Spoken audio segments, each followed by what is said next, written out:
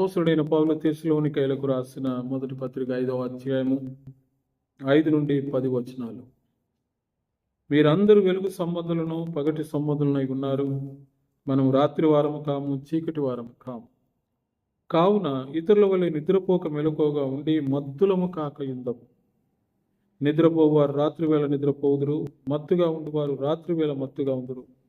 మనము పగటి వారమై ఉన్నాము గనక మత్తులమై ఉండక విశ్వాస ప్రేమలను కవచము, రక్షణ నిరీక్షణ ఎను శిరస్త్రానమును ధరించుకుందాము. ఎందుకనగా మన ప్రభు అయిన యేసుక్రీస్తు రక్షణ పొందుటకే దేవుడు మనలను పిలిచెను, నియమించెను గాని ఉగ్రత పాల్గొటకు నియమింపలేదు. రక్షణ పొందుటకే. క్రీస్తునందు ప్రేమైన దేవుని ప్రజలారా, దేవుని సంగమా, దేవుని మహా గొప్ప ఉన్నతమైన కృపను బట్టి మరొక మారు ప్రేక దేవుని నామమును మీకు శుభములు దీవెనలు తెలియజేస్తూ ఉన్నాను. చదవన లేఖన భాగం. రక్షణ పొందుటకు దేవుడు మనల్ని పిలిచాడు, రక్షణ పొందుటకు దేవుడు మనల్ని నియమించాడు. దేవుని వాక్యం విన్నాం, లోబడ్డాం, మారుమనసు పొందాం, పశ్చాత్తాపడ్డాం, బాప్తిసం పొందాం, ప్రభు వచన సంస్కారంలో పాలు పొందుతూ ఉన్నాం, దేవుని ఆరాధిస్తున్నాం. సంఘ క్రమం అంతా మనకు బాగా తెలుసు, దేవుని వాక్యం మనందరికీ బాగా తెలుసు. అయితే దేవుని పిలుపునకు లోబడి రక్షణ పొందడానికి నియమింపబడిన మనం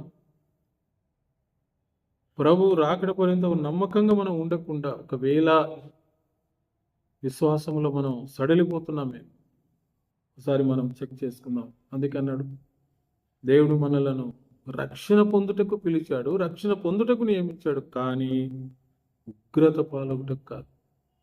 కనుక దేవుడు మనల్ని నియమించిన, దేవుడు మనకు అనుగ్రహించిన రక్షణ పిలుపు ఎటువంటిదో పరిశుద్ధ గ్రంథంలో నుండి కొన్ని విషయాలు మనం గమనిస్తాం. అపోస్తలుడైన పౌలు ఫిలిప్పీలకు రాసిన పత్రిక 3వ అధ్యాయం 14వ వచనంలో, క్రీస్తు యేసునందు దేవుని ఉన్నతమైన పిలుపు ఇది. మనల్ని రక్షణ పొందడానికి ప్రభు పిలిచి నియమించిన ఈ పిలుపు, ఇది ఉన్నతమైన పిలుపు.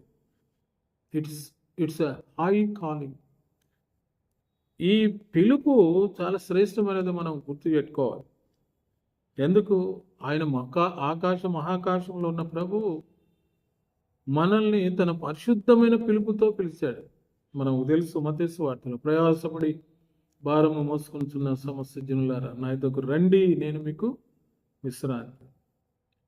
యెషయా గ్రంథంలో, ఇదిగో లోబడున్న జనుల వైపు ఇదిగో దినమెల్లా నా చేతులను చాస్తున్నానని దేవుడు ఒక ఇన్విటేషన్, ఒక పిలుపు ఇస్తూ ఉన్నాడు. సమాధానం లేక నిరాశ నిస్పృహలో ఉన్న మనలను ఆయన పిలిచి మనకు సమాధానం, రక్షణ, మనకు నిరీక్షణ, నిత్య జీవానికి పాత్రలుగానే మనల్ని చేశాడు.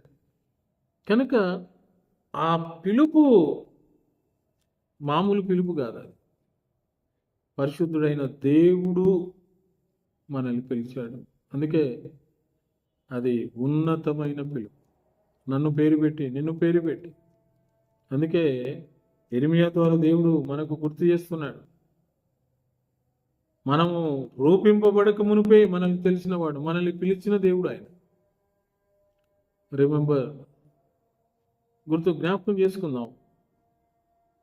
మనకు ఇవ్వబడిన పిలుపు, మనము నియమింపబడిన స్థితి, ఇది ఉన్నతమైనది, ఉన్నతమైన పిలుపు. రెండవది, ఎబ్రీ పత్రిక 3వ అధ్యాయం 1వ వచనంలో, ఎబ్రీ పత్రిక 3వ అధ్యాయం 1వ వచనం గ్రంథకర్త ఎబ్రీలకు రాస్తూ, ఇందువలన పరలోక సంబంధమైన పిలుపులో పాలు పొందిన పరిశుద్ధ సహోదరులారా, మనము ఒప్పుకొనిన దానిని అపోస్తలుడును ప్రధాన యాజకుడైన యేసు మీద లక్ష్యముంచుడి. It's a high calling, and the second one is it is a heavenly call. It is a heavenly calling. ఇది పరలోక సంబంధమైన పిలుపు. మన దేవుడు, అందుకే మనం ప్రభు నేర్పిన ప్రార్థన చేస్తాం ప్రారంభంలో, పరలోకమందున్న మా తండ్రి, నీ నామము పరిశుద్ధపరచబడును కాక. పరలోక వాసి ఆయన పరలోకమును సృజించిన వాడు ఆయన, పరలోకంలో ఉన్న దేవుడు ఆయన. అందుకే ఆ భాగ్యమును మనం కోల్పోయాం కనుక యేసుక్రీస్తు వారు మరలా పరలోక రాజ్య వారసులుగా చేయడానికి ఆయన మనల్ని పిలిచాడు. అందుకే ఈ పిలుపు పరలోక సంబంధమైనది. ఒకమారు మనల్ని జ్ఞాపకం చేసుకుందాం. చాలా పర్యాలు మనం పరలోక ప్రార్థన అంటాం. పరలోక ప్రార్థన కాదు, అది ప్రభువు నేర్పిన ప్రార్థన. పరలోకంలో ప్రార్థనలు ఉండవు. గమనిస్తాం, పరలోకంలో ఉండేది ఓన్లీ స్తుతి మాత్రమే ఉండేది. అందుకే భూత వర్తమాన భవిష్యత్ కాలంలో ఉండే సర్వాధికారియు దేవుడునకు ప్రభు పరిశుద్ధుడు పరిశుద్ధుడు పరిశుద్ధుడు పరిశుద్ధుడు పరిశుద్ధుడు పరిశుద్ధుడు పరిశుద్ధుడు పరిశుద్ధుడని నిత్యము ఆయన స్తుతింపబడుతున్నారు. అందులో ఇప్పుడు ఈ లోకాన్ని ముగించిన వారు అక్కడ దేవుని స్తుతిస్తారు. మనం కూడా అక్కడ ప్రార్థనలు ఉండవు, ఏ పార్టీలు కూడా ఉండవు. అక్కడ ఉండేది ఒకటి స్తుతి. అందుకే యేసు ప్రభువును శిష్యులు అడిగారు, ప్రభా బోధకుడా యోహాను నేర్పించి మాకు ప్రార్థన నేర్పించన్నాడు. అప్పుడు ఆయన ఆ ప్రార్థన స్టార్టింగ్ అలా చేశాడు. పరలోకమందున్న మా తండ్రి అని ఇలా ప్రార్థన చేయి. సో జ్ఞాపకం చేసుకుందాం, అది పరలోక ప్రార్థన కాదు, ప్రభువు నేర్పిన ప్రార్థన, లార్డ్స్ ప్రేయర్. ఈ లార్డ్స్ ప్రేయర్లో మనం పరలోక సంబంధమైన ప్రార్థనని అంటూ ఉంటాం. కనుక ప్రేమైన దేవుని సంగమా, మనం రక్షణ పొందుటకు దేవుడు మనల్ని నిర్మించాడు. రక్షణ పిలుపులో ఇది పరలోక సంబంధమైనది. మూడవది, పౌలు తిమోతికు రాసిన 2వ పత్రిక 1వ అధ్యాయం 9వ వచనంలో చాలా మంచి మాట పౌలు గుర్తు చేస్తూ ఉన్నాడు. తిమోతికి రాసిన 2వ పత్రిక 1వ అధ్యాయం 9, మన క్రియలను బట్టి కాక తన స్వకీయ సంకల్పం బట్టి అనాది కాలమునే క్రీస్తు యేసునందు మనకు అనుగ్రహింపబడినది, క్రీస్తు యేసును మన రక్షకుని ప్రత్యక్షత వలన బయలుపరచబడినది నైనా తన కృపను బట్టి మనల్ని రక్షించి, వండర్ఫుల్, ఈ పదం చూడండి, పరిశుద్ధమైన పిలుపు. It is a high calling, it is a heavenly calling and it is a holy calling. పరిశుద్ధమైన పిలుపు. ఆయన ఉన్నతమైన దేవుడు కనుక ఆయన మాట, ఆయన పిలుపు ఉన్నతమైనది. ఆయన పరలోకమందు ఉన్నాడు కనుక ఆయన మాట పరలోక సంబంధమైనది. ఆయన పరిశుద్ధుడు కనుక ఆయన ఏది మాట్లాడినా పరిశుద్ధమైనది.